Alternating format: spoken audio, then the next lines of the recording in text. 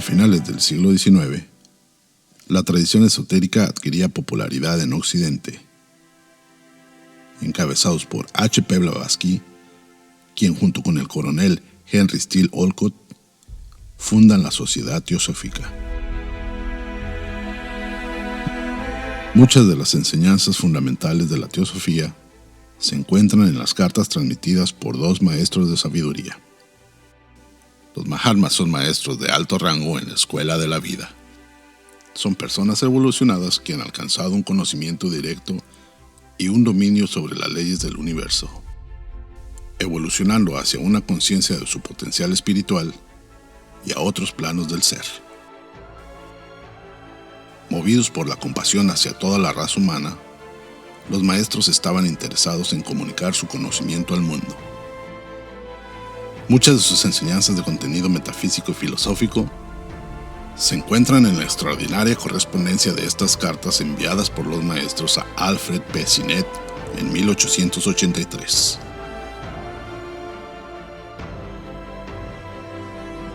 Hacemos la invitación para unirse al estudio de las cartas de los Mahatmas los días martes a las 11:30 horas del centro de México. Impartido por Enrique Reich, doctor en psicología, autor y conferencista internacional, donde analiza los aspectos fenomenales del contenido de las cartas y comenta su impacto posterior en la sociedad teosófica.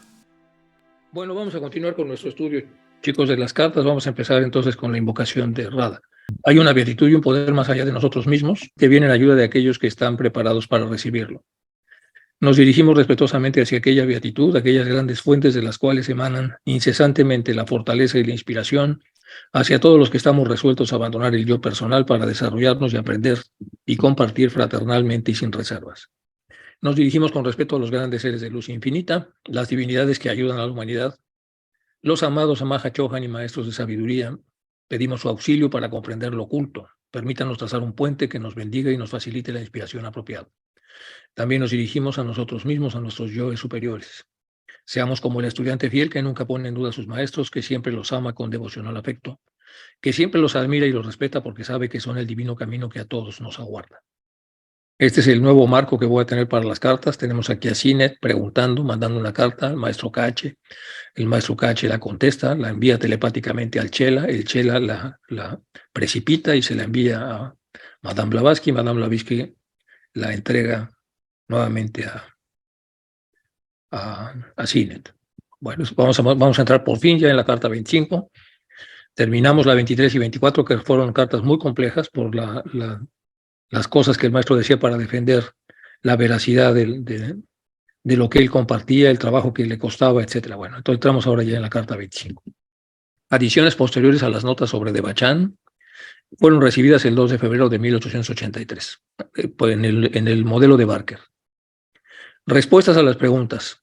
¿Por qué ha de suponerse que el Devachan es una condición monótona, solo porque un momento determinado de sensación terrenal se perpetúa indefinidamente, se alarga, por así decirlo, durante eones? No puede ser así. Eso sería contrario a todas las analogías y antagónico a la ley de los efectos, según la cual los resultados son proporcionales a las energías precedentes. Para entenderlo mejor, usted debe tener presente que hay dos campos de manifestación causal, a saber, el objetivo y el subjetivo. Así, las energías más toscas, aquellas que operan en las condiciones más pesadas o más densas de la materia, se manifiestan objetivamente en la vida física, siendo su resultado la nueva personalidad de cada nacimiento comprendido dentro del gran ciclo de individualidad en evolución. Las actividades morales y espirituales encuentran su esfera de efectos en el Devachan. Por ejemplo, los vicios, atracciones físicas, digamos, de un filósofo, pueden dar por resultado el nacimiento de un nuevo filósofo, de un rey, un mercader, un rico epicúreo o cualquier otra personalidad cuyo modo de ser fuese el inevitable resultado de las tendencias dominantes en el ser que le precedió en el nacimiento anterior. Vamos a verlo otra vez porque es interesante. De acuerdo a la lógica terrestre, por así decirlo, por muy bueno que sea algo, al final se convierte en algo monótono y termina por aburrirnos. Por eso le hacen aparentemente esta pregunta al maestro y el maestro la contesta. Dice, solo porque un momento determinado de sensación terrenal se puede perpetuar indefinidamente, es decir, que se alarga durante eones. No, dice, no es así. Sería contrario a las verdaderas analogías y antagónico a la ley de los efectos. Porque la ley de los efectos lo que dice es que el efecto de belleza y de placer, el efecto estético que una persona puede tener respecto a la gran satisfacción que le produce algo, es proporcional a la inversión que la persona ha hecho para merecer dicho efecto. Y eso en términos terrestres, por supuesto que se agota suficientemente rápido y hay el espejismo de entonces de que esto debe ocurrir también en los mundos subjetivos, en donde después de estar mucho rato disfrutando, pues la gente se aburre porque ve mucha monotonía ahí y dice no, de ninguna manera. Entonces, usted debe tener presente que hay dos campos de manifestación causal. El objetivo y el subjetivo, las energías más toscas, aquellas que operan en las condiciones más pesadas o más densas de la materia, se manifiestan objetivamente en la vida física y son el resultado de la nueva personalidad, es decir, de cómo encarnamos, qué tan saludables y qué tan estéticos somos, comprendido del gran ciclo de individualidad en evolución. Se premian a través de las condiciones de la personalidad del reencarnado. Las actividades morales, por otro lado, y espirituales, encuentran su esfera de efectos en el Devachan. Es un tipo de placer, un tipo de bienaventuranza diferente. Por ejemplo, los vicios y atracciones físicas, digamos, de un filósofo, pueden dar por resultado el nacimiento de un nuevo filósofo, que será un filósofo ahora cargado de las cosas que él ya cosechó, más bien que sembró. Y puede convertirse en un rey con cierta sabiduría, un mercader que es muy astuto para poder trabajar con la mercancía que vende, un rico epicúreo, o cualquier otra personalidad cuyo modo de ser fuese inevitable resultado de las tendencias dominantes del ser que le procedió, es decir, un poco filósofo y un poco lo que invirtió en la vida anterior. Es lo que contesta el maestro. Y ahora vamos a hablar con más detalle de todo esto. Dice Bacon, por ejemplo, a quien un poeta llamó, aquí está hablando de Francis Bacon, dice, el más grande, el más sabio y el más ruin de los hombres. Una combinación rara, porque por un lado era enorme, por otro lado era brutalmente sabio, pero al mismo tiempo podía convertirse en el más ruin de los hombres. Podría reaparecer en su nueva encarnación como un avariento prestamista con extraordinarias dotes intelectuales, es decir, un gran intelectual, pero en realidad que se dedica a ser prestamista, pero las cualidades morales y espirituales del Bacon anterior deberían encontrar también un campo en el cual pudieran expandir sus propias energías. Es decir, las combinaciones son inevitables, de ahí la enorme responsabilidad de vivir bien las encarnaciones de cada cual. Es más o menos la moral de la historia que el maestro está comentando. El Devachan es ese campo, dice el maestro, por lo tanto, todos los grandes planes de reforma moral, de investigación intelectual y espiritual en los principios abstractos de la naturaleza, todas las divinas aspiraciones llegarán a su realización en el Devachan. Repito, el Devachan es ese campo de aplicación donde se funde lo último, lo penúltimo, lo antepenúltimo, etc. Por lo tanto, todos los grandes planes de reforma moral, porque esos son los planes evolutivos, es decir, reformas morales, de investigación intelectual, en donde en cada encarnación, si hemos invertido, tenemos derecho a saber más, y espiritual, en los principios abstractos de la naturaleza, todas esas divinas aspiraciones llegan a su realización en el Devachan. Y la entidad abstracta, conocida previamente como el Gran Canciller, se ocuparía de ese mundo interno, de su propia preparación, viviendo, si no por completo, lo que uno llamaría una existencia consciente, al menos un sueño de tan vívida realidad que ninguna de las realidades de la vida podría comparársele jamás. Repito, al menos un sueño tan vívido, que ninguna de las realidades de la vida podría comparársele jamás. Lo que está diciendo el maestro entonces es que allí se vive con una intensidad que aquí, en el plano terrestre, no podemos equiparar jamás. Lo más alto que podemos vivir aquí, una realidad, no es ni de lejos lo vívido que se experimenta en el Devachan. Es decir, conservamos la sensibilidad, no solo la conservamos, sino que la conservamos aumentada. Y ese sueño dura hasta que el karma esté satisfecho, en ese sentido. Las ondas de fuerza alcancen la orilla de su estanque cíclico, y el ser entra en la siguiente área de causas, es decir, ya reencarnó. Ahora, por supuesto, con todas las cosas que él sembró en la encarnación anterior, pero también con la sucesión de causas de las anteriores. Y esta la puede encontrar en el mismo mundo como antes o en otro, según su estado de progreso, a través de los anillos y rondas necesarios para el desarrollo humano. Bueno, y aquí hay todo un tema. Es el tema de las cosas no resueltas en encarnaciones anteriores, de los conflictos generados que alcanzan al karma y que el karma repite en cada encarnación, y las cosas que se hacen cíclicas y repetitivas hasta que la persona que tiene que vivir esa transformación se percate de lo importante que es vivirla y terminarla y entonces pueda soltar las cosas que lo atan a este tipo de karmas y poder pasar entonces ya al siguiente punto, al siguiente escalón. Y aquí tenemos, bueno, pues algunos ejemplos de cómo puede hacer un ser humano para estar un poco más consciente de esta situación que está diciendo aquí el maestro. Aquí tenemos el prolegómeno de las consecuencias, es decir, primero la conciencia de que todo lo que haga yo tiene consecuencias, todo, absolutamente, y eso es muy importante. Y entonces aquí vienen algunas de las kleshas que ya conocemos, y de este lado tenemos el primer espacio temporal, es decir, es un espacio que dura un poquito, y aquí hay una influencia por inspiración o intuición del yo superior si la persona está tranquila y sabe orientarse hacia el yo superior. Para eso se tienen que hacer plegarias ad hoc, es decir, en las plegarias ad hoc apropiadas hacia el yo superior, pues por supuesto nos dirigimos a él desde la porción central de nuestra mente y le decimos, sé que estás ahí y me estoy dirigiendo a ti, no puedo verte, pero sí sentir que ahí estás. Y quiero trazar un puente que ya existe y a través de este puente deseo, por favor, si es posible, con humildad, que me des la inspiración que necesito para poder dirimir perfectamente bien este reto que tengo enfrente. La parte de abajo tenemos lo que conecta con el yo inferior, que es la promoción de pensamientos, verbalizaciones y actos físicos del yo inferior. Y aquí tenemos en el segundo espacio temporal la posibilidad de tener un guardián activado, es decir, estar nosotros habernos programado para estar atentos a la posibilidad de contactar con nuestro ser superior o atentos a la posibilidad de contactar con alguna provocación inferior. Y este estar atentos puede ser incluso en la parte vigílica o en la parte onírica. Si tenemos activado esto, porque sabemos activarlo y porque sabemos que se puede hacer, que se puede activar, llegamos al tercer espacio temporal. Y aquí pueden aparecer los autoengaños que vienen de abajo, que es la posibilidad de reflexión previa, pero es una reflexión en formato de autoengaño, por lo tanto va más hacia el yo inferior, o puede ser la persona que no se deja llevar por el autoengaño y ya llega a la zona de aceptación o rechazo de las propuestas, tanto la de arriba o la de abajo. Y si tiene una alta probabilidad de rechazo, porque la persona es perfectamente consciente y ha estado todo el tiempo vigilante de lo que piensa, aquí se cierra el círculo. Es decir, el círculo es que cuando está a punto de tomar la decisión, la persona rechaza la tentación del ego inferior y entonces aquí se recicla. La otra opción, esto que viene en verde, entonces se va ya directamente al pensador. Y aquí hay otra en donde viene una reconstrucción y bloqueo, aceptación del engaño, reflexión alterada, es decir, esto se llama, esclarecimiento. El esclarecimiento es una de las condiciones que tiene la mente humana para empezar a plantear escenarios y ver las consecuencias de manera anticipada. Es decir, si tomo esta decisión, ¿qué va a pasar con aquel que voy a afectar? ¿Qué va a pasar conmigo? Si tenemos suficiente teoría teosófica, sabemos lo que va a pasar conmigo en términos de nuestra siguiente reencarnación y entonces aquí tenemos lo que se llama un esclarecimiento.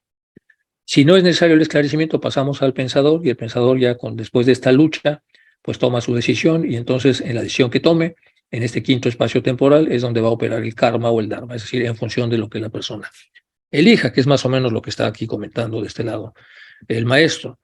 Ahora, algunas cosas psicológicas contemporáneas. Una persona para tomar ciertas decisiones necesita un código de saturación, hablamos en términos modernos. Y en términos modernos, la persona que está bombardeada permanentemente por espacios cognitivos en donde suele evaluar mal las realidades que tiene a su alcance y puede incrementarlas o decrementarlas. Aquí ponemos un ejemplo de la satisfacción en el trabajo, que es una persona poco satisfecha o muy poco satisfecha o profundamente insatisfecha. Si la persona se deja llegar hasta acá, llega a un punto, este es un umbral, a partir del cual la persona pierde control. Y entonces la línea roja que vemos acá desaparece y seguramente va a ser el ego inferior el que mande en el pensador y el pensador va a tomar decisiones complejas que le van a acarrear problemas en el karma y además que no lo van a eternizar, pero sí lo van a mantener en una serie de encarnaciones. En las siguientes encarnaciones su lucha va a estar acá. Es decir, le van a volver a plantear el problema y la persona puede llegar a estar profundamente insatisfecha, pero no tan insatisfecha como para perder el control. Después, poco a poco, estará como poco satisfecha y al final podrá fluir sin ninguna dificultad dentro de este sistema. Bueno, así pues, ¿cómo puede usted pensar que un solo momento de sensación terrestre sea seleccionado para perpetuarse? Dice el maestro. Es muy cierto que ese momentum dura desde el principio hasta el fin, pero dura tan solo como una nota clave de toda una armonía. como el tono preciso que se aprecia en el diapasón, alrededor del cual se agrupan y desarrollan las variaciones progresivas de la melodía, como variaciones sin fin sobre un tema. Todas las aspiraciones, los deseos, las esperanzas, los sueños que en conexión con este momentum determinado hayan atravesado jamás el cerebro del soñador durante su vida sin haber hallado nunca su realización sobre la tierra. Ya había hablado el maestro aquí de manera muy buena, ¿se acuerdan? Cuando hizo la interpretación triple de lo que era un gran ejecutante que puso a Paganini, un gran compositor, puso a Wagner, y un gran mecenas, y puso a Ludwig de Baviera. Y entonces vio cómo esas tres combinaciones producen la obra de arte. La obra de arte con el que puede ejecutarla, que es Paganini. Y aquí nos habla del diapasón. El diapasón es esa parte que tienen los instrumentos de cuerdas, específicamente del violín, y alrededor del cual se agrupan variaciones progresivas. Hay una serie de variaciones, hay una pieza de Paganini también, que es un movimiento perpetuo, se llama, que es una serie de variaciones progresivas que están en un solo tono, de melodía como variaciones de un sinfín de un tema. Por eso es que aparentemente está hablando de esa pieza que seguramente le gusta al maestro Cachi, por lo menos una interpretación en relación a la prosa que él está compartiendo aquí. Sea como fuere, entonces, siendo un gran admirador de la música, está hablando de cómo en el plano terrestre uno puede disfrutar, siendo aficionado a la música, una ejecución de ese calibre. Y si ya no vive Paganini, pues con un Heifetz, ya sabemos que Heifetz no está, pero también hay otros ejecutantes de gran calidad, con lo cual entonces la persona puede ver la parte final de todo este proceso de construcción de una obra de arte. Y entonces dice, jamás, en un momento determinado, hayan atravesado jamás el cerebro del soñador durante su vida sin haber hallado nunca la realización sobre la tierra. Todo lo cual él lo encuentra ahora plenamente realizado en el de Bachán, en toda su intensidad, sin sospechar jamás que toda esa bendita realidad no es más que la progenie creada de su propia imaginación. Son hijos de su imaginación, los efectos de las causas mentales producidas por él mismo, es decir, la persona que ha cuidado sus pensamientos y los ha podido llevar a un nivel en donde ha podido explorar aspectos sutiles de la naturaleza que le permiten entonces una bienaventuranza fuera de toda comprensión en el plano terrestre donde estamos. Ese momento particular único, que será el más intenso y que está más allá de todos los demás pensamientos de su cerebro moribundo, repito, ese momento particular que es único, que será el más intenso y que está más allá de todos los demás pensamientos de su cerebro moribundo en el momento de la disolución, será naturalmente el que regirá todos los demás momentos. No obstante, los últimos pensamientos, aun siendo menos vívidos y de menor importancia, estarán también allí y tendrán su plan asignado en esta revista fantasmagórica de sueños pasados y proporcionarán una variedad monumental en el conjunto de lo que la persona deberá vivir, o por lo menos lo que le toque vivir en el de Bachán. Bueno, no hay hombre en la tierra que no tenga alguna predilección determinada o alguna pasión que lo domine, dice el maestro. Nadie, por humilde y pobre que sea, y a menudo a causa de eso, puede dejar de entregarse a estos sueños y deseos, aunque no hayan sido satisfechos. Es decir, todos los seres humanos, está diciendo, no hay hombre o ser humano en la tierra que no haya tenido alguna predilección de algo o alguna pasión que lo haya dominado. Nadie, por humilde y pobre que sea, y a menudo a causa de eso puede dejar de entregarse a esos sueños. Pues esos son parte entonces de las recompensas que se dan en el de Bachán. ¿Es eso monotonía? Pregunta después de hacer entonces una larga deducción. El maestro es curioso porque normalmente castiga mucho tanto a Sinnett como a Hume cuando hacen reflexiones o conclusiones demasiado apresuradas a sus preguntas en vez de preguntarlas de una manera diferente. Por eso tiene que extenderse tanto. Y entonces vuelvo a preguntar, ya que le expliqué todo eso, ¿todavía cabe lo que ustedes decían como monotonía? Pues por supuesto que no. A estas variaciones ad infinitum sobre el mismo tema, que además no cansan jamás a la persona que siente pasión por ello, sobre el mismo tema, y a este tema se configuran a sí mismo a partir de ellas y de las que toma color y forma definida a ese grupo de deseos que fue el más intenso durante la vida. ¿Les llamaría usted a Hume una confusa carencia de todo conocimiento de la mente de Bachánica?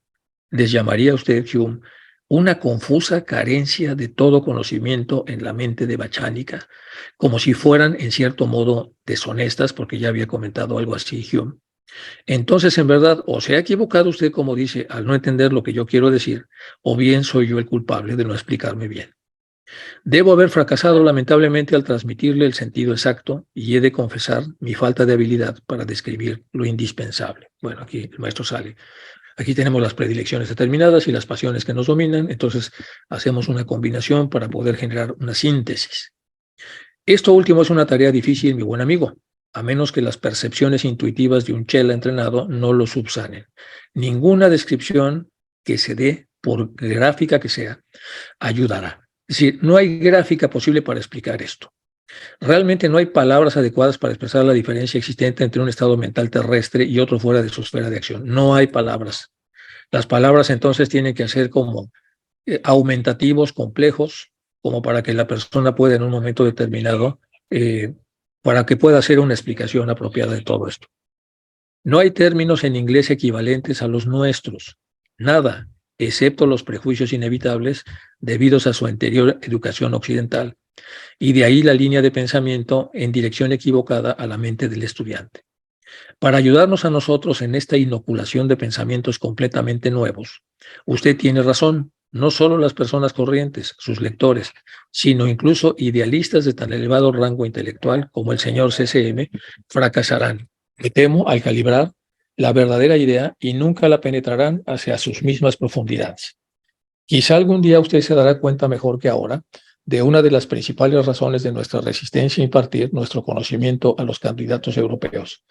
No tiene más que leer las disquisiciones y diatribas del señor Roden Noel en Light, la famosa revista Light de la que ya se había hablado en otras ocasiones.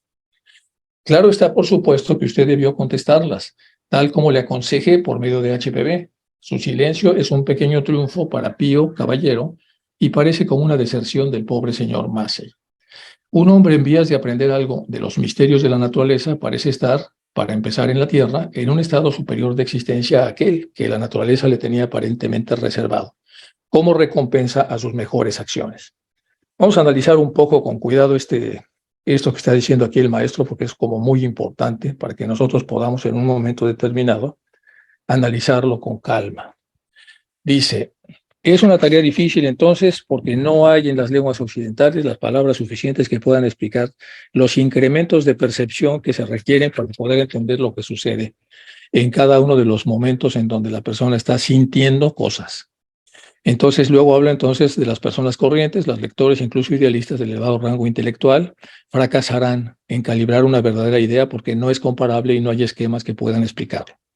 Quizá de un día usted se da cuenta mejor que ahora de las principales razones de nuestra resistencia a impartir nuestro conocimiento a candidatos europeos. No tiene más que leer las disquisiciones y diatribas del señor Roden Noel en Light. ¿Se acuerdan que habíamos comentado entonces una diferencia entre lo que es la mente occidental y la mente oriental?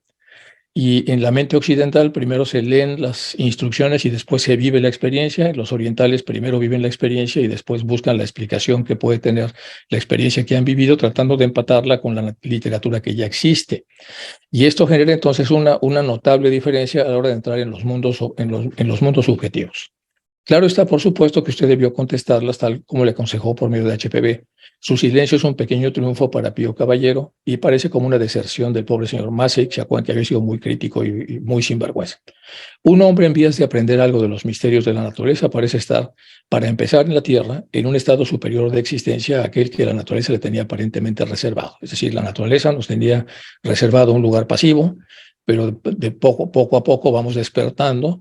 Y entonces se desarrolla en nosotros la intención de aprender los misterios de la naturaleza, y cuando ya se desarrolló en nosotros la intención de aprender los misterios de la naturaleza, es cuando podemos empezar entonces a tener un estado superior de existencia, como recompensa a las mejores acciones. De este lado entonces se pone el cerebro físico con las limitaciones para entender lo metafísico que está por encima de él, y aquí pues la famosa pintura de Albrecht Durero, se acuerdan ustedes que es toda, y esto nos produce una reacción compasiva o una reacción superior, una sensación indescriptible cuando entendemos lo que sucedió con esta pintura. Si nosotros analizamos la pintura de Albrecht Durero, que es esta que se llama Manos que oran y que es enormemente famosa, pues sabemos la historia de que era una familia muy pobre, y en esa familia pobre que tenía muchos hermanos, no me acuerdo si eran 12 o 14, y dos de ellos tenían cierta inclinación a la pintura. Y para que la pintura pudiera tener un efecto importante, es decir, para que cualquiera de los pudiera estudiar, era imposible con lo que el padre ganaba porque la familia era muy pobre. Por esa razón, entonces, Albrecht Durero y el hermano, que eran pequeños, decidieron echarlo a suerte para ver quién de los dos trabajaría en la mina donde trabajaba el padre para poder pagarle al otro los estudios de pintura. Entonces ganó cuando lo echaron a suerte a Albrecht, y Albrecht entonces se fue becado por el hermano. Y el hermano, que había decidido becar a su hermano, durante entonces algunos años estuvo enviando el dinero y él estuvo trabajando en la mina siendo muy pequeño. Cuando regresa Albrecht ya con fama y con su gran talento para pintar, y le dice al hermano que ahora le toca a él, el hermano ya no puede pintar porque las manos se le habían deformado en la mina. Como las manos eran todavía muy elásticas, porque era niño, las manos se deformaron de tal manera que ya no podía pintar. Entonces él se siente conmovido y al estar conmovido pinta esta maravillosa obra que se llama Manos que oran. Entonces con eso la persona que pueda contactar con los sentimientos que hay aquí, pues obviamente que se siente conmovido, y, y eso, pues ni eso alcance para entender lo que en el de Bachán ocurre. Un estar conmovido que no tiene paralelo terrestre. Bueno, vamos ahora con el formato de preguntas y respuestas, porque es como la mejor manera de explicar esto. Las preguntas que están del lado izquierdo no son reales, son preguntas que ayudan al estudiante a entender lo que el maestro va a ir contestando. Entonces, estas preguntas son ensayadas y están asociadas a las respuestas, que son estas. Entonces hay que tener en consideración que lo importante es la respuesta. No sabemos la pregunta, pero estamos especulando de qué se le pudo haber preguntado al maestro para que el maestro haya tenido esa respuesta. Entonces vamos a tratar de poner estas preguntas en el entendido de que esto es romántico, esto no es real. Es simplemente algo para que el estudiante pueda tratar de ver por qué el maestro está contestando, y de esa manera tengamos nosotros un cierre de aprendizaje. Es decir, es mucho más fácil para el aprendiz, que somos todos nosotros, el que podamos vincular una respuesta a una pregunta a que veamos la respuesta sin pregunta, porque nos quedamos un poco cojos. Entonces empezamos con esto. En el de Bachán, ¿se pierde el sentido del tiempo? ¿A cuánto equivale un minuto terrestre en términos de conciencia? Bueno, esa es la posible pregunta y esa es la respuesta. Tal vez no tan aparente en realidad, dice el maestro, cuando se comprende correctamente el modus operandi de la naturaleza. Luego, ese otro erróneo concepto, a mayor mérito, más largo periodo de Bachán, pero en el de Bachán se ha perdido todo concepto de transcurso del tiempo. Un minuto equivale a 1000 años. Entonces, ¿qué significa esto? Bueno, aquí el maestro está diciendo entonces que no es tan correcto hablar de que a mayor mérito, más largo periodo, es decir, en términos de tiempo, sino quizá en términos de intensidad. Entonces, a mayor mérito, más largo periodo de Bachán. Dice, pues no es exactamente así, son muchos factores. A mayor mérito, más largo periodo se puede aplicar a otras cosas. Esta observación y ese modo de enfrentarse a las cosas podría aplicarse también a toda la eternidad, al nirvana, al pralaya y a cualquier otra cosa, también dice el maestro claro.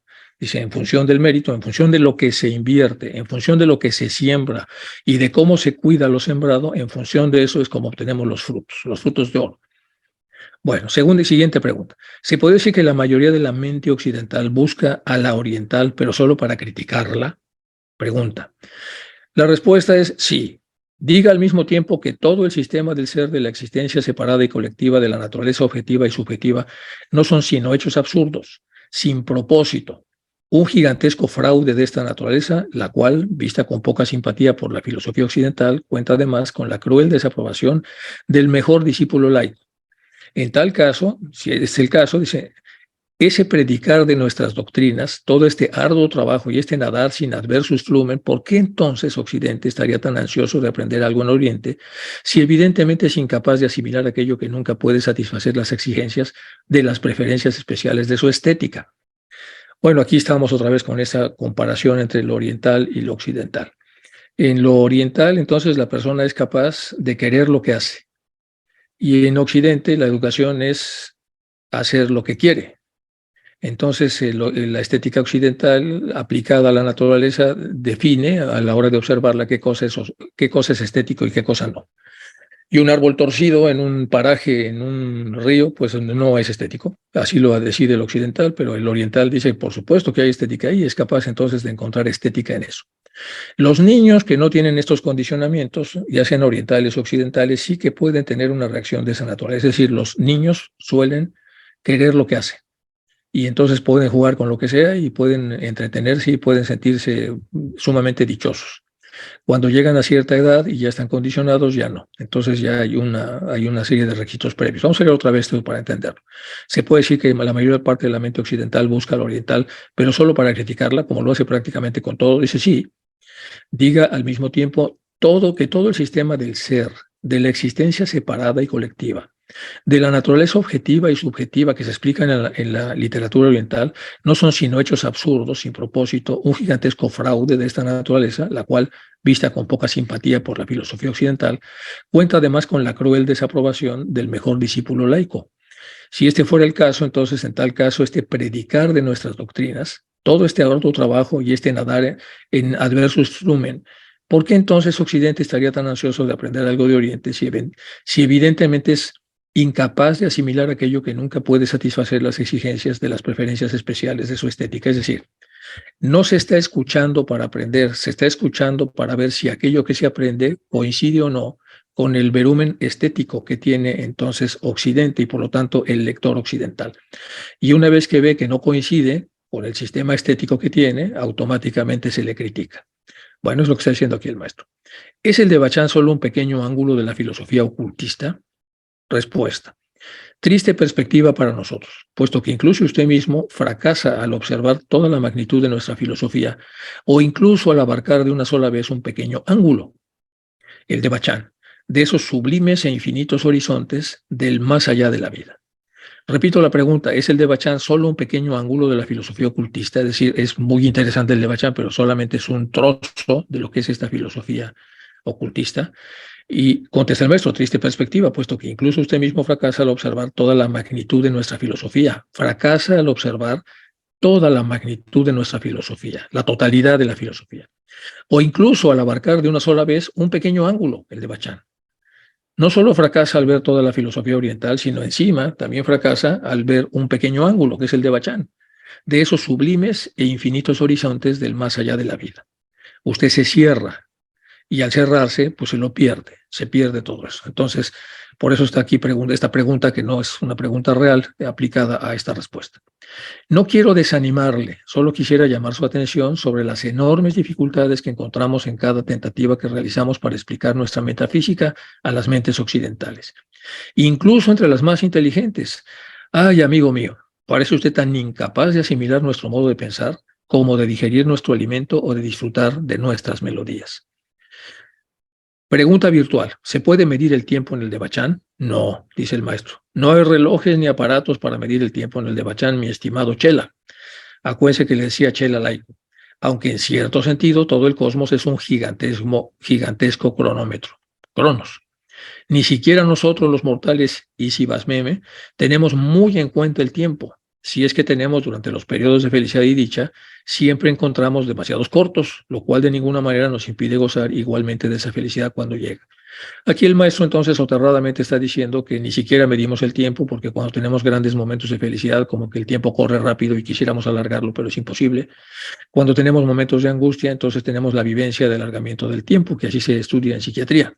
Entonces, tanto en la ansiedad, que hay una vivencia de recortamiento del tiempo, como en la angustia, que hay una vivencia de detención del tiempo e incluso de parálisis del tiempo, son estados subjetivos a lo que realmente sería el reloj que va midiendo el paso del propio tiempo. Entonces, no hay relojes para medir el tiempo en el de Bachán, mi estimado Chela, dice el maestro. En el de Bachán se pierde el sentido del tiempo. ¿A cuánto equivale un minuto terrestre en términos de conciencia? Pregunta virtual. ¿Nunca ha pensado usted en la simple posibilidad de que tal vez en el de Bachán, debido a que la copa de dicha copa está rebosante, se pierde todo sentido del transcurso del tiempo? Sí, el tiempo no importa, porque está uno tan concentrado en disfrutar que el tiempo ya no se vigila. Y esto no es así para los que caen en el Avicii, que estos sí están mirando el reloj para que eso acabe lo más pronto que se pueda. Aunque tanto en el que mora el de Bachán como el que lo hace en el Avicii no tienen ninguna noción de tiempo. Es decir, en nuestros cálculos terrestres de periodo de tiempo. Debo recordarle también, en relación a todo esto, que el tiempo es algo creado enteramente por nosotros los humanos.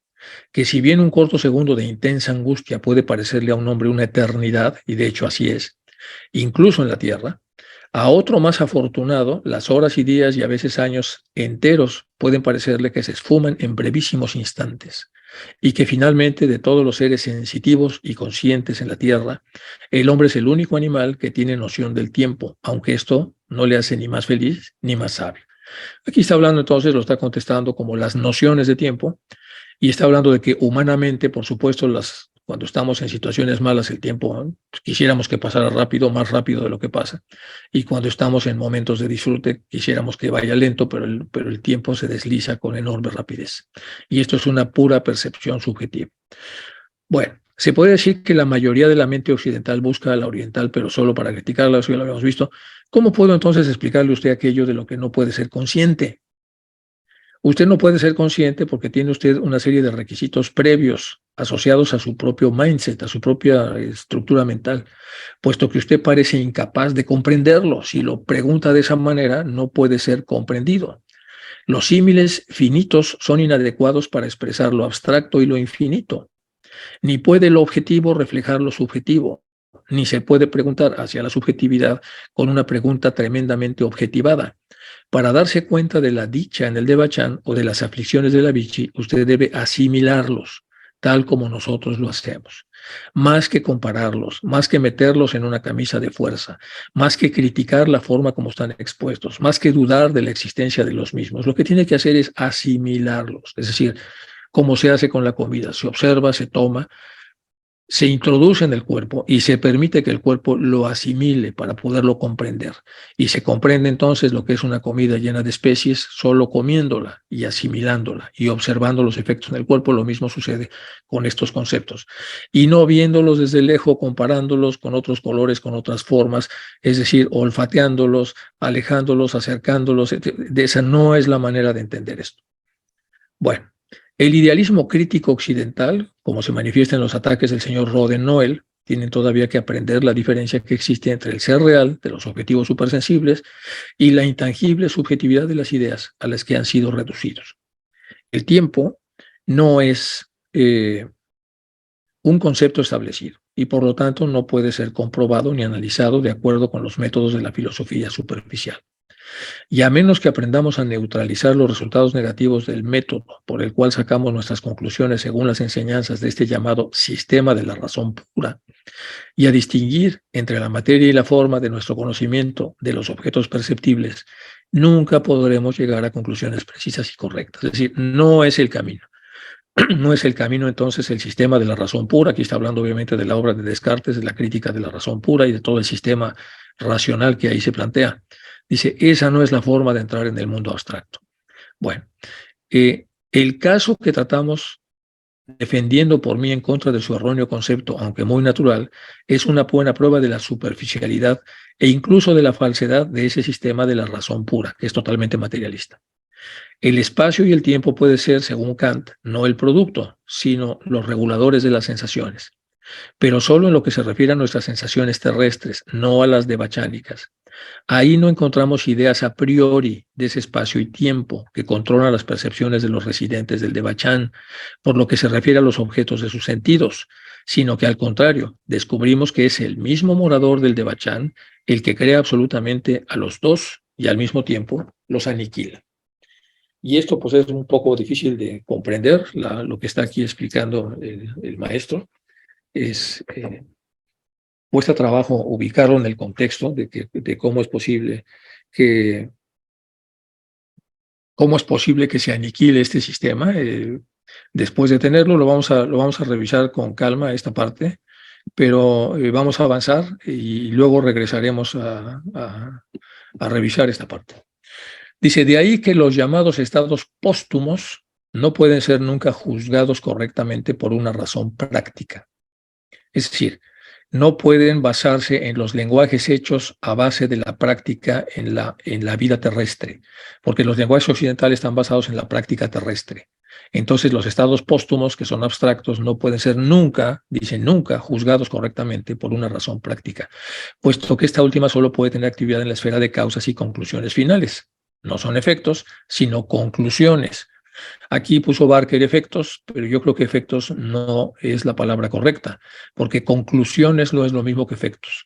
Conclusiones, otra vez tenemos el ejemplo de la comida llena de spices. Es el que está concluyendo si es buena o mala sin haberla probado. Y los efectos son el que ha comprobado, se ha metido al charco, ha asimilado y sabe ahora lo que es eso. Y es en ese caso estamos hablando de efectos. Los efectos no son teóricos, no son conclusiones, son efectos reales. Y difícilmente podría ser considerada como lo hace Kant. para quien significa por un lado razón y por la otra voluntad, como el poder espiritual más elevado en el hombre, teniendo como esfera de acción dicha voluntad. Bueno, Kant es un poco complejo. Aquí tenemos la foto de Kant y aquí lo estamos hablando de si en el de Bachan se pierde el sentido del tiempo. Bueno, un poco más de Kant para entender por qué el maestro está haciendo estas conclusiones. Su obra más importante es Crítica de la razón pura, es de la que está hablando aquí el maestro, en la que critica la posibilidad de conocer la realidad en sí misma. Dice, no es posible conocer la realidad en sí misma. Kant propuso la teoría ética del deontologismo. La deontología es el estudio de los valores de las cosas, es llevar la vida a través de una serie de valores para poder vivirla, según la cual las acciones deben ser juzgadas por la intención detrás de ellas, en lugar de por sus consecuencias, según Kant. Y entonces, si hay la intención de martirizar o la intención de dañar, entonces eso es lo que se juzga de acuerdo a Kant. Desarrolló la teoría de la ilusión trascendental. El hombre tiene una tendencia a percibir el mundo de una manera distorsionada, de acuerdo a esta teoría, y en que la religión y la metafísica son meras ilusiones y por lo tanto están sujetas al proceso de transformación o el proceso ilusión. La ilusión en los procesos de deformación de la realidad, tenemos las ilusiones y las alucinaciones. La ilusión es cuando vemos un objeto, pero vemos que el objeto se mueve o tiene cosas que realmente no pertenecen al objeto, son agregadas, eso se llama elaboración. Y entonces vemos una parte ilusoria, de hecho es lo que se hace con la novela. Las novelas son totalmente de ficción porque se agregan cosas que no son totalmente reales a escenarios o bases que son reales. Y la alucinación es cuando no hay nada, y en ese nada es cuando una persona crea toda una serie de cosas que no existen, por lo menos no en el espacio terrestre. Eso se llama una alucinación. Entonces, para lo que la espiritualidad es la realidad, para la racionalidad terrestre es una alucinación.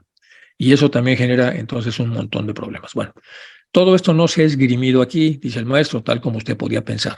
Bueno, hay contradicciones entre puntos de vista filosóficos occidentales, es la posible pregunta, y la respuesta es, todo esto no se ha esgrimido aquí, tal como usted podría pensar para favorecer un argumento llevado tal vez demasiado lejos, sino en previsión de una futura discusión familiar entre filósofos occidentales, pone Barker.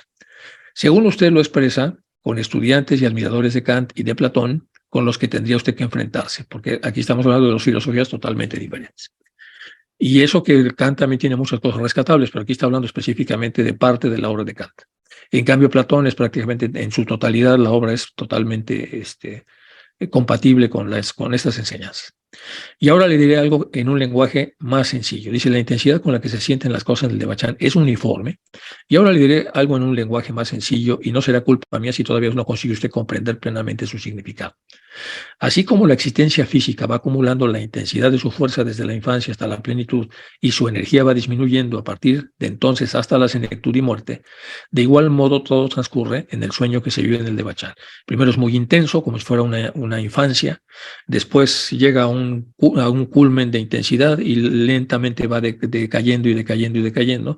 Hay como una senectud de toda esta energía que nos está produciendo esta bienaventuranza, y al final se termina. Y es cuando la persona sabe que tiene que reencarnar.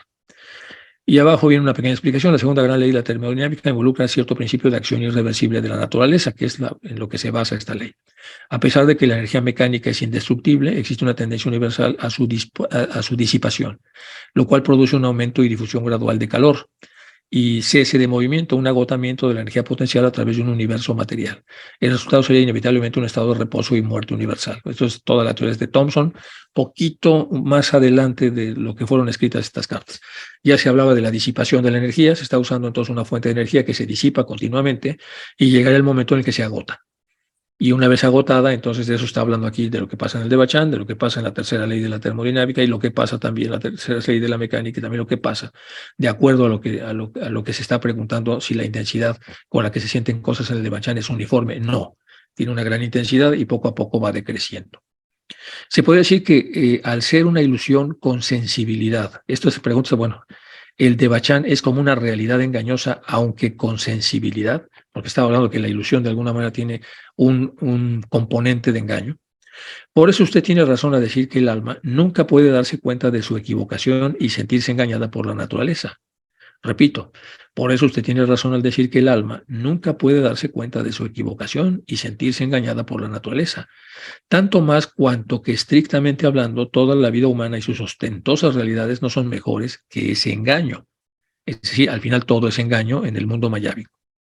Pero usted se equivoca al hacerse eco de los prejuicios e ideas preconcebidas de los lectores occidentales. Ningún asiático estará nunca de acuerdo con usted sobre ese punto.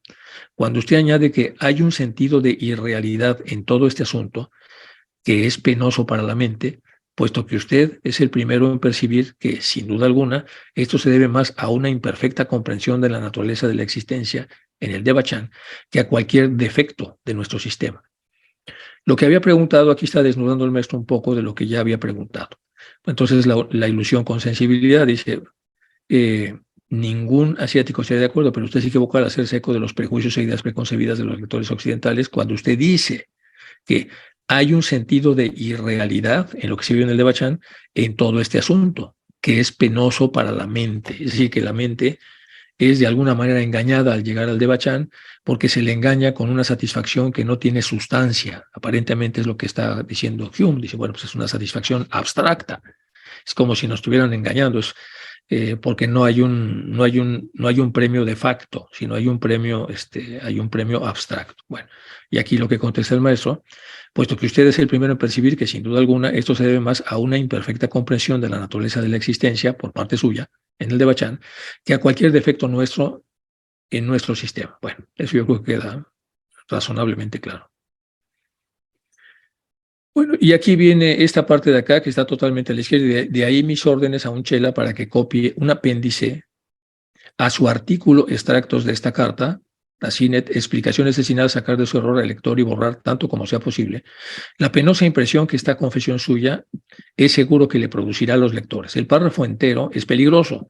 No me siento con derecho a suprimirlo, puesto que evidentemente es la expresión de sus sinceros sentimientos, le dice a CINET, amablemente disimulados, aunque algo torpemente, perdone que se lo diga, como una aparente defensa del punto débil, según su mente, del sistema. Bueno, ¿de qué es de lo que está hablando? Bueno, lo que está hablando es que se publicó en una revista, dice, de El Mundo Oculto, se está hablando del libro que va a salir posteriormente, y está la revisión en 1981, y esto es Reflexiones sobre una sabiduría interna, el comentario sobre las cartas de los Mahatmas de Mir. La teoría moderna expresa la antigua tradición de sabiduría que se encuentra en todas las religiones. Cuando Blavatsky, fundadora de la Sociedad Teosófica en el 75, dijo a un periodista inglés, Sinet, que había obtenido su conocimiento paranormal de seres más evolucionados llamados Mahatmas. Esto lo sintetiza Sinet en su libro El Mundo Oculto. Sinet pidió comunicarse con ellos él mismo. El resultado fue una notable correspondencia mantenida entre 1880 y 85 con los Mahatmas Kotomi y Morya. Registrados en las cartas de los Mahatmas a Sinet, las respuestas de sus maestros forman una parte esencial de la literatura teosófica. En este momento las cartas saltaron los bastiones de los prejuicios raciales y religiosos y continúan fascinando a quienes buscan investigar los misterios del universo de la naturaleza. Esto está en la obra que tiene Joy Mills acerca de los maestros, de las cartas de los maestros. Tiene un montón de detalles en esta obra. Esto es para poder contextualizar lo que viene aquí en esta parte que el maestro dice que tiene que revisarse, porque como sabemos esto fue publicado sin que fuera suficientemente revisado por los maestros, y los maestros no estuvieron como muy de acuerdo en algunas de las cosas que aquí se dicen, a pesar de que la prosa parece bastante bien empleada, se comparten cosas o se explican cosas de una manera errónea. Por eso es que el maestro comenta esto. Y busqué la parte a la que está diciendo el maestro que debe corregirse. No está todo, pero lo pueden ustedes buscar. Es julio 29 de 1981, busquen la revista, entonces la revista de julio de 1981 y busquen entonces el artículo de Occult World y ahí van a ver, después de leerlo todo, qué es lo que al maestro no le parece que quiere entonces que se corrija. Bueno, hay posibilidades de errores a la hora de actuar en el plano físico y a la hora de recibir recompensas en el Devachan, pero créame usted, no es así. La naturaleza no engaña ni al morador del Devachan ni al hombre físico viviente. La naturaleza le proporciona allí una verdadera dicha y una felicidad mucho mayores que aquí, donde se enfrenta todas las condiciones para el bien y para el mal, y donde su inherente desamparo, igual que de una brisna violentamente arrastrada de acá para allá por todos los vientos despiadados, ha hecho de la felicidad pura en esta tierra una total imposibilidad para el ser humano, cualesquiera que sean las oportunidades y condiciones. Estamos muy distraídos, estamos sometidos a un montón de cosas y entonces es como difícil imaginar una felicidad plena. De acuerdo a lo que explican en la vida terrestre, una pesadilla y el devachan es un sueño hermoso y la vida en la tierra es una pesadilla.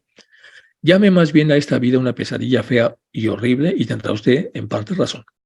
Llamar un sueño a la existencia del devachan en cualquier otro sentido que no sea el de un término convencional, muy adecuado a nuestro lenguaje tan lleno de palabras inapropiadas, es renunciar para siempre al conocimiento de la doctrina esotérica, el único custodio de la verdad. Es decir, es un eufemismo, es una reducción llamarle sueño porque es muchísimo más que un sueño. Y por otro lado, entonces, llamarle a esta vida una pesadilla fea y horrible, pues, también puede tener de alguna manera razón, pero ninguna de las dos denominaciones, ninguna de las dos etiquetas es justa en relación a lo que pasa en el mundo abstracto después de la muerte del cuerpo físico. Entonces, la vida es como un cúmulo de causas que se recompensan en el devachan y se castigan en el avicii, y luego volver a encarnar y así sucesivamente. Permítame entonces que una vez más trate de explicarle algunos de los muchos estados en el devachan y en el avicii. Al igual que en la vida presente en la Tierra, también hay para el ego en el devachan. El primer latido de la vida psíquica, su plena realización, el desgaste gradual de fuerza al pasar a la semi-inconsciencia, el olvido gradual y la inacción y el olvido total. Es decir, hay una serie de etapas. No la muerte, sino el nacimiento. Nacimiento en otra personalidad y la reanudación de la acción que crea diariamente nuevos cúmulos de causas y que deben traducirse en otros periodos de devachan, o habitualmente no alcanzarán para estar en el devachan y habitualmente en otro renacimiento físico como una nueva personalidad. Lo que serán las vidas en el devachan y en la tierra respectivamente en cada caso está determinado necesariamente por el karma, dice el maestro en relación a esto. Hay posibilidad de terminar el ciclo de reencarnaciones antes de que nos toque, y esta fatigosa ronda de nacimientos tras nacimientos debe recorrerse una y otra vez hasta que el ser alcance el fin de la séptima ronda o bien en el ínterin alcance la sabiduría de un arat, después de la de un Buda, y de esa manera quede aligerado de una ronda o dos por haber aprendido cómo atravesar los círculos viciosos y pasar periódicamente al paranirvana. Es decir, sí hay posibilidad entonces de tener adelantamientos. El impacto en el devachan dependerá de los esfuerzos de cada quien por ser relevante, o sea, es decir, tiene que vivirse la vida con intensidad para ganarse ese espacio en el devachan. ¿Es relevante? Bueno, supongamos que no se trate de un Bacon, un Goethe o un Shelley Howard, sino de una persona común y corriente, una personalidad sin relevancia, una persona X, de los que nunca se mojan, de los que nunca deciden nada, de los que hacen un mutis en relación a las obligaciones que tienen para la vida y se dedican a ser parásitos de los demás. Bueno, una personalidad sin relevancia, sin objetivos. Nunca causó el suficiente impacto en el mundo para hacerse notar. ¿Qué ocurre entonces? Sencillamente que su estado en el devachan es tan irrelevante y débil como fue su personalidad. Lo que produjo, esa tibieza que produjo en vida, se traduce al devachan. Y eso nos recuerda mucho la obra del Dante. ¿Cómo podría ser de otro modo, puesto que causa y efecto son iguales? Bueno, entendemos que una persona, por mala que haya sido, si tiene un poco de bueno, se salvará en la octava esfera, dice el maestro. Pero pongamos el caso de un monstruo de la iniquidad, de sensualidad, ambición, avaricia, orgullo, superchería, toda una fichita, pero que sin embargo tuviera un germen o varios gérmenes de algo mejor, destellos de una naturaleza divina, a pesar de ser tan oscuro. ¿A dónde iría? Ese destello latente bajo una capa de suciedad enorme, de mugre, contrarrestaría, sin embargo, la atracción de la octava esfera, donde solo caen las nulidades absolutas, el que es malo, malo, malo, completito. Los fracasos de la naturaleza, que habrán de ser remodelados por completo, cuya mónada divina se separó de los 5 principios durante su vida terrena. Tanto si esto tuvo lugar en la vida precedente como en otros nacimientos anteriores, pues tales casos existen también en nuestros registros y que han vivido como seres humanos sin alma, es decir, desalmados. Entonces, aunque tenga un gramo de bien, esa persona se salva de entrar en la octava esfera. Pero si no lo tiene, pues se va directo a la octava esfera en relación a la pregunta que se le está haciendo aquí al maestro. Y aquí tenemos más de este tema. En esta zona de acá el maestro dice esta afirmación y por eso pongo acá otro número del Theosophist. Estas personas cuyo sexto principio les ha abandonado, mientras el séptimo, al haber perdido su baján o vehículo, le puse aquí, esta es una traducción mía, no puede seguir existiendo independientemente. Es decir, cuando Buddhi ya no existe, Atma no puede existir independientemente. Son aquellos cuyo quinto principio o alma animal desciende evidentemente a un pozo sin fondo, porque no tenían un gramo de buenos, no pudo pasar nada al principio sexto y séptimo. El principio sexto, lo que está explicando aquí el maestro, desaparece y entonces el principio séptimo también desaparece porque no puede existir sin su Vaján o su vehículo. Es lo que está diciendo aquí el maestro. Tal vez esto le aclarará aún más las alusiones del Pias Levi, del que se habla mucho en la doctrina secreta, si además repasa usted lo que él dice y mis comentarios al margen. Y dice entre comillas, perdón, entre paréntesis, vea de Theosophist de octubre de 1881 el artículo titulado La muerte. Y aquí está entonces el Theosophist de Bombay, octubre de 1881, como dice el maestro, número 25, volumen 3, número 1. Y aquí aparece, esta es la carátula, pero aquí aparece en algunas de las páginas interiores la muerte. Entonces, de El Pias Levi.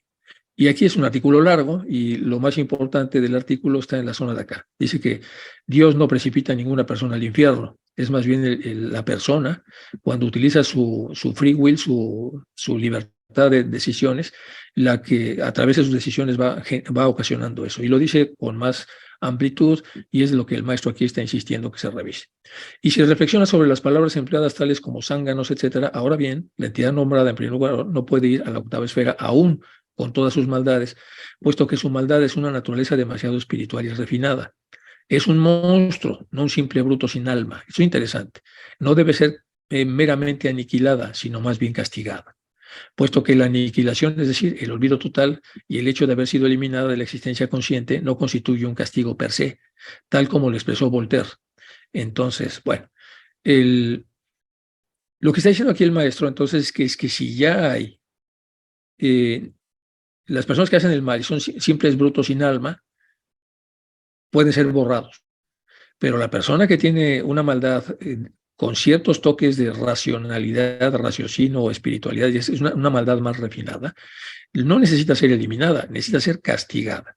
Es lo que dice el artículo del Pias Levi aquí. Bueno, ahora bien, la entidad nombrada, en primer lugar, no puede ir a la octava esfera, aún con todas sus maldades, puesto que su maldad es de una naturaleza demasiado espiritual y refinada. Es un monstruo, no un simple bruto sin alma. Bueno, en el Theosophist, Dios no quiere enviar a nadie al infierno, es el hombre con las decisiones en fila hacia allá. Estas personas cuyo sexto principio ha sido abandonado, mientras que en el séptimo, haber perdido el Vaján o el vehículo no puede seguir existiendo independientemente. Son aquellas cuyo quinto principio o alma animal desciende evidentemente a un pozo sin fondo. Se va otra vez hasta la parte baja del ego, nada pudo retenerse e irse al sexto, por lo tanto el sexto entonces desaparece y eso ocasiona que también el atma desaparezca y entonces por eso aparece el borramiento del que habla aquí el maestro. ¿Qué tan potente es la energía maléfica, la energía del mal? No se trata aquí de una vela encendida para luego ser apagada por la brisa, sino es una energía potente, directa, maléfica, que ha sido alimentada y desarrollada por las circunstancias, algunas de las cuales pueden haber estado realmente más allá de su control. Entonces, aquí, ¿qué tan potente puede ser la energía del mal? Pues no se trata de una vela encendida que con un poco de brisa pueda ser apagada, no, es una energía potente, es directa, es maléfica y que ha sido alimentada por los pensamientos oscuros de las personas y desarrollada por circunstancias, por cosas, por hechos, por dichos y por comportamientos, algunas de las cuales pueden haber estado realmente más allá del control consciente de la persona que ha alimentado a estos monstruos. ¿Hay antípoda del bien recompensado en el Devachan? ¿Existe una antípoda? Para una naturaleza así debe existir un estado correspondiente al Devachan. Y ese estado se encuentra en el Avicii, la antítesis perfecta del Devachan. Lo que ha sido vulgarizado por las naciones occidentales como infierno y cielo, vulgarizado, porque es una superficialización de lo que son estados de conciencia. Estados que usted ha perdido de vista por completo su fragmento. Recuerde, para ser inmortal en el bien, uno debe identificarse con el bien, o Dios. Para ser inmortal en el mal, uno debe identificarse con el mal, o Satán. Bueno, existe una mala comprensión de la palabra cuando se habló de espiritualidad, la falsa interpretación del verdadero valor en términos tales como espíritu, alma, individualidad, personalidad y especialmente inmortalidad provoca guerras de palabras entre un gran número de polemistas idealistas, además de los señores SM y Roden Noel, de quien ya hablamos hace un momento. Y para completar su fragmento, sin riesgo de caer de nuevo en las agarras destructoras de la crítica de este último honorable caballero, es decir, de Roden Noel, considero necesario añadir en el Devachan el Avicii como complemento y aplicarle las mismas leyes que al primero. Es decir, pues según el comportamiento, la identificación con el mal, uno va para un lado o para otro. Y aquí, bueno, encontré esto, las cartas de los Mahatmas, a Sinet se refieren al señor Noel, el famoso Noel del que estamos hablando acá en la carta de los Mahatmas, la 104, la de Barker 25, que es donde estamos, en la que el Mahatma KH reprendió a Sinet por no refutar los escritos de Noel, pudiendo hacerlo en su libro. Solo lea las disquisiciones y diatribas del señor Roden Noel en Light, la famosa revista esta donde fueron publicadas los infundios y calumnias. De hecho, deberías haberles respondido tal como te lo aconsejé a través de HPV. Su silencio es un breve triunfo para el piadoso caballero y parece una deserción del pobre señor Messi. Otra referencia está en la carta de los Mahatmas, la 111 en la numeración cronológica o la 59 en el esquema de numeraciones de Barker. La página 18 se menciona una sección sobre geometría sagrada. Bien puede la geometría no saber que el aparente absurdo de intentar la cuadratura del círculo encubre un misterio inefable. Difícilmente se encontraría entre los cimientos de las especulaciones del señor Roden Noel sobre el cuerpo neumático de nuestro Señor, ni entre los escombros de una nueva base para creer en la inmortalidad del señor Farmer. Y para muchas de esas mentes metafísicas sería peor que la inútil y vulgar el hecho de que el círculo no manifestado, el Padre o la vida absoluta, no existe fuera del triángulo, y el cuadrado perfecto y solo se manifiesta en el Hijo, y que es cuando, invirtiendo la acción y volviendo a su estado absoluto de unidad, el cuadrado se expande una vez más en el círculo, que el Hijo vuelve al seno del Padre. Bueno, aquí está explicando la famosa cuadratura del círculo y de lo mal que lo entiende este Roden Noel, con una explicación acerca del círculo neumático. Entonces, bueno, todas estas narraciones son relacionadas con el señor Roden Noel, que con una enorme superficialidad toca y critica cosas sin tener suficiente sistema para hacerlo. Bueno, no sé de dónde apareció ese dibujo ahí. No tiene nada que ver con la presentación que estoy haciendo. Y la idea es que yo creo que vamos a dejar el estudio hasta acá y luego continuamos con más cosas de nuestro estudio. Entonces voy a dejar de compartir para que podamos pasar algunas preguntas si es que estuvieran alguna. Enrique, yo tengo una pregunta. Sí, ¿podrías por favor aclararme o expandir un poco? Cuando hablas de de los humanos desalmados, ¿eso quiere decir que no hay contacto con su alma humana? ¿Ese ser físico no tiene contacto con su alma humana, o es como un estilo de golem, esas cosas inertes a las que le ponen un elemental y le ponen un alma animal? No, lo que pasa es que el maestro lo va a explicar en varios párrafos y de diferentes maneras, porque siempre lo hace con diferentes como perspectivas de algo que en realidad son esferas más que líneas de un libro, como nosotros lo vemos en Occidente. Y ya en la teoría de las cuerdas también aparece algo similar, son como hojas, son como capas de una cebolla que se comunican de arriba hacia abajo, pero también de manera horizontal. Pues por eso a veces cuesta trabajo integrarlo. Entonces, lo que yo entiendo que está diciendo el maestro es que la concatenación de causas que se generan en una encarnación y que se suman a las de otras, que son como esferas, al final hacen un agregado sobre la última encarnación, y si en esa encarnación, por alguna razón, el que toma decisiones no agrega un solo gramo de bondad en lo que hace, cuando llega el momento de la segunda muerte, entonces no tiene nada que agregar el quinto principio al sexto, con lo cual destruye al sexto, es lo que está diciendo de manera muy resumida, por lo menos en esta manera de explicarlo, aunque luego vienen otras de explicarlo. Y eso hace entonces que Atman no pueda subsistir sin su vehículo, con lo cual también desaparece y aparece y cae entonces, por supuesto, el ego en un pozo sin fondo, y el pozo sin fondo es que se pierde esa vida. Más adelante se va a explicar esto como que se borra del libro de la vida y se hacen otras explicaciones, pero al final yo creo que la enseñanza, aquí estas son las primeras explicaciones que se hacen de este tema, pero yo creo que cuando podemos contrarrestarlo con lo que ya ve Isaac de la doctrina secreta o también Gaspar, y vemos entonces publicaciones ulteriores de lo mismo desde otros enfoques, al final sea la parte más alegórica de borrar del libro de la vida. Pero la clave fundamental es que si hubiera ese caso, que es muy escaso, la persona entonces perdería automáticamente no solo su alma, sino toda la estructura monádica.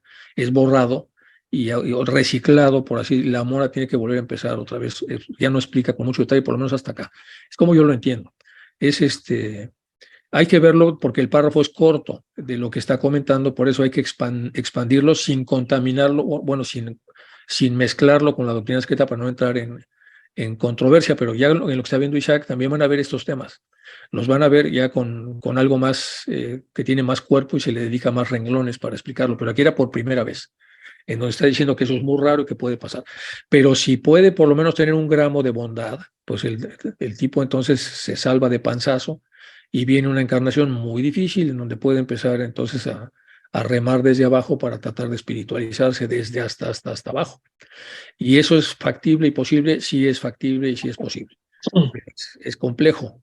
De hecho, incluso muchos, acuérdense de los magos negros que luego pasan a convertirse en magos blancos, los enormes problemas. Bueno, hay libros completos de estos temas como Milarepa, pero eso ya vendrá como después. Hay que recordar que aquí estamos en el bottom line del conocimiento de estas cosas para Occidente. Y a partir de ahí, pues ya van a venir muchas, más que enmiendas, muchas profundizaciones de esta enseñanza. Y en esas profundizaciones se le empieza a agarrar mucho más cuerpo. Es como yo lo puedo ver, Caro. Claro. Gracias, Enrique. Al contrario. Gracias. María es. Buenas tardes. Hola, María es. ¿El Devachan podría ser un sistema inventado por los maestros para compensar el karma o el dharma, o es algo natural? Maestros. Bueno, es una compensación y ya nos lo ha dicho, que se ha inventado por los maestros, no lo creo, es el propio sujeto el que genera las consecuencias. Y si ha tenido cosas muy buenas y estas entran en un abanico, pues las muy buenas, muy buenas, muy buenas irán a cierto nivel, que ya los budistas lo explican muy bien, y la persona puede estar en un devachan casi como semideva, es decir, como si fuera un semidios, conviviendo con las moradas en donde están pues, los dioses. Pero si la persona, si fue bueno a secas, pues también será un gozo diferente con diferentes intensidades. Pero si nos pasamos específicamente a lo que están diciendo las cartas, es el sujeto a través de sus actos que logran ser espiritualizados, el que genera las condiciones tanto de duración como intensidad para este estado de conciencia. No son los maestros los que crean este estado de conciencia. Y es un estado donde la sensibilidad se multiplica muchísimo. De momento en las cartas nada más dice muchísimo, sin decir tanto detalle, pero dice que no le llega ni, o sea que no es explicable, no hay ningún disfrute terrestre que pueda explicar lo que ahí se vive con esa intensidad. Pero la explicación es la misma, estamos nosotros basándonos en la primera vez que esto se comparte en Occidente y los maestros entonces lo hacen una primera pasada en donde hay que tener cuidado de no meterle interpretaciones. No, los maestros no lo crean, lo crea el propio sujeto. Y hay condiciones de la naturaleza, de las leyes de la naturaleza, para que estas condiciones hagan que cada persona tenga un devachan particular. Por eso había tantas preguntas. Si había un empleo ahí, claro que hay un empleo. Hay una serie de cosas que se hacen, pero con un gozo indescriptible, con un bienestar poco explicable y con una duración que no necesariamente tiene que ver con lo que nosotros conocemos como tiempo y con una intensidad también decreciente que también, o sea, explicaron varias cosas, pero en ningún momento dijeron que eran los maestros los que generaban el estado de conciencia, es el propio sujeto, con los elementos que tiene la propia naturaleza para crearlo. Es como yo lo veo, María.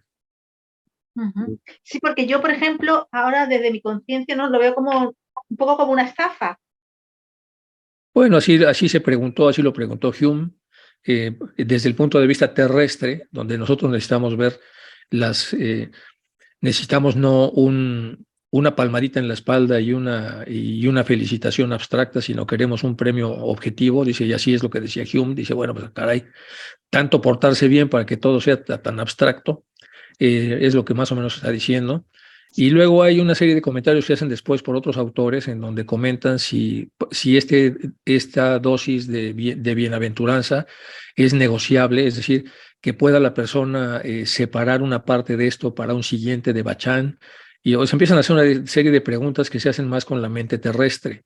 Pero lo que sí se sabe es que algunos bodhisattvas renuncian al devachan, lo ofrecen, por así decirlo, para regresar otra vez prontamente al espacio terrestre, a seguir ayudando a la humanidad a vincularse. Pero esas cosas no están en las cartas. Yo creo que vamos a ubicarnos más en el contexto histórico que tienen y lo que por primera vez se comparte para que a partir de ahí nosotros hagamos aceitemos bien nuestra maquinaria cerebral para ubicarnos cómo arranca esto. Y ya luego con Isaac ustedes verán cómo lo comenta Blavatsky, cómo lo comparte, y luego con Joy Mills pueden ustedes ver cómo lo reinterpreta ella también, junto con John Algio, y así sucesivamente vamos bien. Luego viene Ginera Hadassah, etc. O sea, hay una serie de autores posteriores que vuelven a utilizar esto y le van dando más y más elementos, pero esta es la base. Es la primera vez que se comenta esto así, entonces vamos a ponernos en ese contexto. Sí puede verse como estafa, ya lo vimos ahí, es una manera de verlo, pero también el maestro ya contestó a esa estafa. Entonces, diciendo que no se había comprendido suficientemente bien lo que ahí se estaba explicando. Es lo que te puedo decir, Mariel. Muy bien, gracias. Gracias a ti. Elsie, ¿cómo estás? Hola, muy bien, gracias. ¿Y tú? Pues no, Eh, pero no me quejo. Muy bien, me alegro tanto. Yo pensaba, si el de Bachan, el ser humano, ¿no? Pasamos por las distintas razas hasta llegar a la nuestra. Pero ese estado en las primeras razas, que era más etéreo por un lado, pero también más material, ¿no? Generaban bastante de Bachan, o nosotros al ser más seres más conscientes a medida que atravesamos las etapas de nuestro ciclo terrestre, ¿no? Cada vez somos menos materia, más sutiles, ¿no? Poquitos, pero somos. y pues ahí el de Bachan se puede hacer porque tomamos conciencia, pero cuando era todo primitivo, la toma de conciencia de lo abstracto o de lo divino, pienso que era más difícil porque estaban exclusivamente, tenían una parte, también una parte de búdica no, pero sin estar tan amplio, no sé cómo decir, porque a veces parece que fuéramos mejores, pero no es por eso. Digo que en las distintas etapas de la evolución del hombre, el de Bachan supuestamente tuvo que ir siendo, no sé, no quiero hablar de tiempo tampoco, me es difícil expresarlo, como es difícil encontrar las palabras, pero a lo mejor al tener más conciencia, no sé si todos los hombres, porque está la Vich, está la octava esfera, pues deberíamos tener, no sé, en la cuenta kármica, deberíamos tener más amplio, a medida que evolucionamos, el hombre tiene, una vez que muere, tendría que tener más amplio el estado de Bachan, ¿no? Amplio, por llamarlo de alguna forma, perdóname que no encuentro el término correcto. No sé si me llego a expresar. Sí, yo lo que veo es que los maestros insisten en que todo hay que circunscribirlo a la ley de causa y efecto, Sí, independientemente de qué etapa, en qué forma, en qué modelo se vea. Es claro. decir, tú lo inviertes acá en el mundo de las causas y allí tienes los efectos. Y en la raza en la que estamos, en la ronda en la que estamos, en las condiciones que nos dan para vivir, de acuerdo al karma que tenemos, haciendo lo mejor que podemos con lo que tenemos derecho a cierto nivel de cielo, por llamarlo de alguna manera, que tiene una duración determinada, que también hay un lío con el problema del tiempo y la duración, entonces por eso hay que verlo también con calma, pero al final de cuentas, pues tratando de como de entender lo que dice el maestro es, de vigile su vida, los retos que tiene, yo entiendo porque han preguntado de todo. De hecho, el seminario que di hace poco ahí en Crotona, pues fue sobre que la gente tenía que dibujar su propio Devachan. Y a quién quería meter allí, bueno, fue sobre Devachan y hubo ahí todo un debate para poder poner o quitar las gentes que iban a acompañarnos. Y por supuesto que para hacerlo en formato de taller, pues es muy superficial, o por lo menos no tan profundo como se debiera. Pero ahora que seguimos explicando esto, nos vemos que mientras más leemos y releemos y estudiamos esto, más vamos a tener idea de lo que es este estado de conciencia. Y vamos a entender también que el ser humano necesita, porque vamos a ver también, hay más cosas sobre Devachan que van a seguir en esta carta explicándose, y necesitamos tener mucha conciencia de lo que es eso y cómo puede provocarse o producirse, porque es parte del adelantamiento que va a tener un ser humano cuando está evolucionando. Es parte del paquete que requiere. Y eso genera un formato evolutivo. Y si empezamos a relacionar unas cosas con otras, como ya se había explicado, de que alguna persona puede tener avances significativos por tener un mejor control de su mente y poder hacer avances o subir los escalones de dos en dos, pues te dicen los maestros, sí, puede avanzar mucho más rápido. Y otro puede quedarse en el escalón o incluso irse para abajo. Y es más o menos lo que uno entendería de la parte antipódica, aunque no está directamente ahí en la carta. Por eso tendríamos como que meternos en esa camisa de fuerza, de causa y efecto, antes de tratar de entender cómo pueden pasar o no pasar las cosas. Pero ya con Isaac, cuando lleguen estos temas en la doctrina secreta, ustedes van seguramente a ver lo que ya dice Blavatsky, que fue amanuense de muchos maestros, donde se explican cosas para un occidente que ya de alguna manera había estudiado estas cosas y entonces ya puede entenderse con más facilidad. Los conceptos secundarios, porque son conceptos primarios de lo que pasa, a veces son un poco más profundos, pero es como la base, es un bottom line para poder entender algo tan complejo como esto. Alguna vez en alguna clase, no fue con Isaac ni contigo, se había dicho o se había comentado desde la persona que era el ponente, pero menos así lo entendí, que las razas antiguas o las anteriores razas, pues tenían un debate muy escueto, porque eran muy primitivos y estaban por otra labor dentro de la cadena terrestre. A eso me vino la asociación con la pregunta que te hago ahora. A lo mejor no es correcto preguntarlo, y también te lo digo. Es que eso amerita una explicación muy larga que hubo ahí en ese taller que di sobre la parte de sensibilidad, cómo se van agregando los sentidos a las partes terrestres, lo cual le da mayor complejidad. Sigue siendo el sentido del tacto, pero cada vez más especializado. La vista, que es el tacto de las ondas luminosas con la retina, el sonido, que las ondas sonoras con la, etcétera, y luego las que están arriba de nosotros, la clariaudiencia, que es el tacto de los pensamientos a través del oído, pero también la clarividencia, que es a través de la vista, y luego la clarividencia educada cuando pasa o sea, es complejo. Y luego seguimos a otros sentidos que no podemos ni imaginar, porque sabemos que solamente tenemos derecho los humanos a 3 estados, básicamente, que es el físico, el astral y el mental. Y dentro del mental hay varios niveles, y en el nivel 4, es lo que dicen los que saben, y ya empieza lo que sería el nivel de bachánico. Y es lo que podemos entender, lo que podemos explicar y lo que podemos estudiar mientras estemos en este ciclo.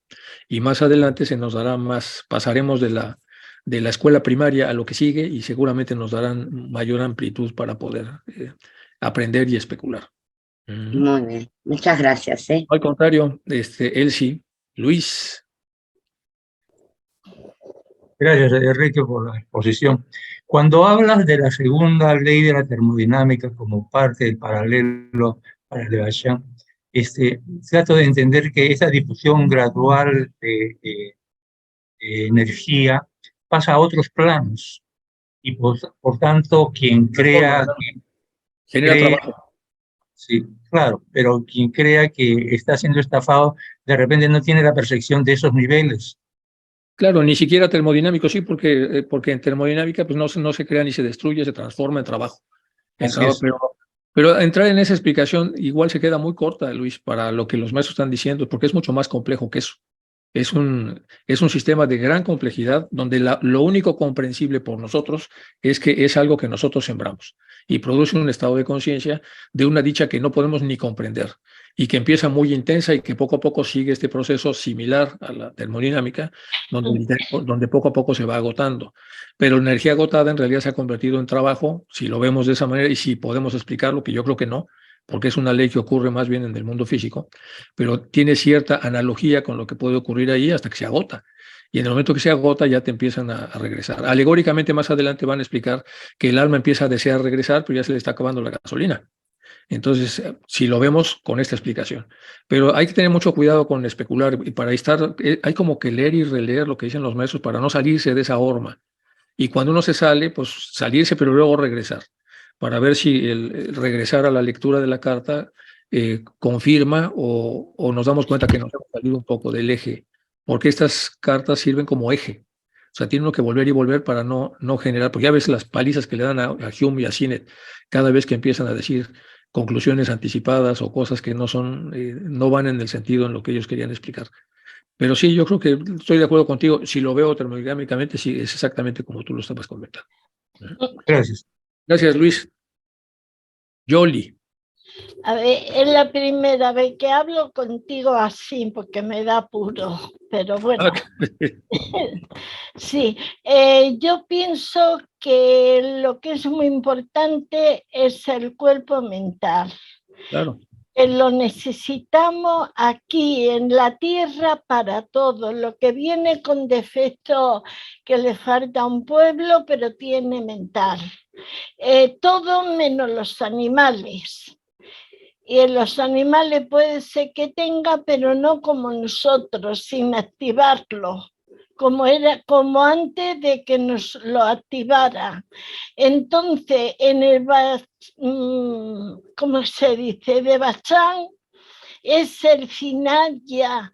Entonces, yo para mí que cuando vamos subiendo se va dejando los cuerpos a donde pertenece, al plano que pertenece.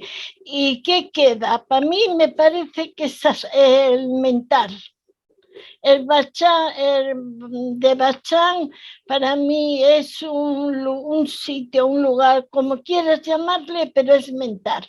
Sí, es un estado de conciencia que está Eso, mental. Así es. Un estado de conciencia mental. Entonces, eso porque le pasa como a la Tierra.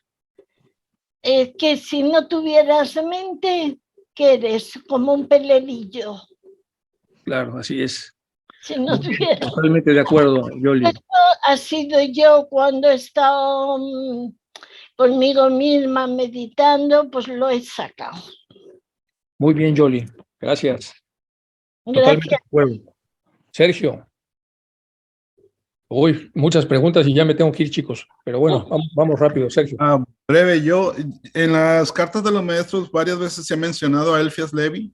¿Él es teósofo o es una buena referencia? Por eso es que lo mencionan a él. No, ya les hice toda una síntesis. Si ves las otras clases que he dado, les hice toda una síntesis y una biografía de Eliphas Levi. Sí. Porque es un personaje como muy peculiar. Tiene una historia muy especial como profesor, como instructor. Tiene toda una serie de detalles que ayudan mucho a entender por qué se le cita tanto. Tiene muchos elementos rescatables. Si quieres, revísalo porque es muy largo de explicar. Pero sí, ahí viene en las clases anteriores que he tenido con ustedes. Bien, gracias. Bueno, chicos, pues muy bien, tengo que retirarme.